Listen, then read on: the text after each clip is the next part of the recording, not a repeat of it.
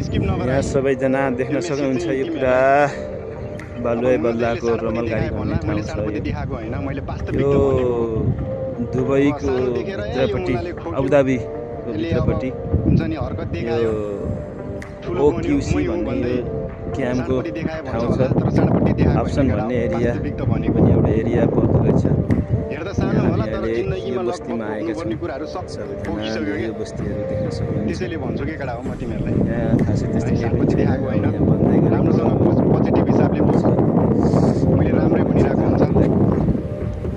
पुरै रमल गाडी मात्रै छ। यहाँ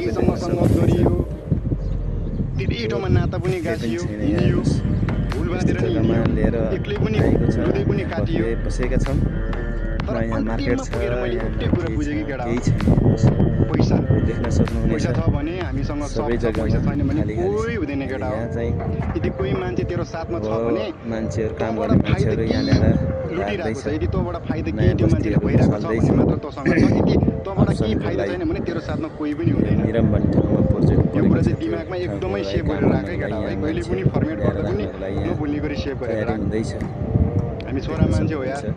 यो एरिया भनेको ओक्युसी एरिया। यो जग्गाको देखाउन सक्दैन, अरूको अगाडि रुन सक्दैन, किर्न सक्दैन, किनकि आफूले कहिले पनि हुन्छ नि गिभ अप गर्न मन लाग्दैन कि अरूको अगाडि। त्यही भएर जति नै पीडा भए पनि हामीले मनभित्र सँगालेर राख्छ क्या। बरु आफूभित्रै मरिरहेको हुन्छ, तर अरूको अगाडि चाहिँ म नगिरौँ भन्ने सोच हुन्छ क्या सबै छोरा मान्छेको। नगर्ने होइन, खतरा गर्छु भन्ने सोच हुन्छ, तै पनि गर्न सकिरहेको हुँदैन क्या होइन।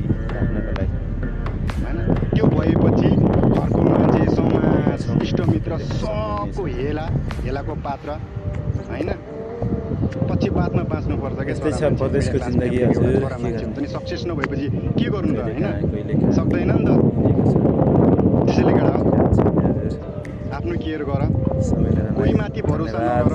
कसले के भन्ला, यसले त्यो भन्यो, छोडिदिएमा बाल भएन। तिमीहरूको जिन्दगीको लिडर तिमीहरू आफै हो।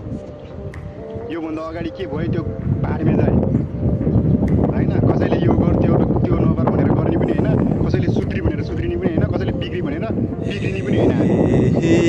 हामी आफ्नै तरिकाले सुध्रिनुपर्छ। कोही माथि कसैको बाल नदे, कसले के भन्छ म बाडमे जाए। एउटा हिम्मत चाहिँ के राख भने म बिग्रेको म सुध्रिन्छु। कसैले बिगारेको होइन, आफै बिग्रेको आफै सुध्रिन्छु होइन। किधर जा रहा है रे? बिग्रिनेलाई डर इधर आओ। किन डर? इधर किधर जाएगा रमल गाड़ी? दुनियाँको कुरा नसुनी बिग्रियो भने खतरा सुध्रिन पनि सक्छ क्या।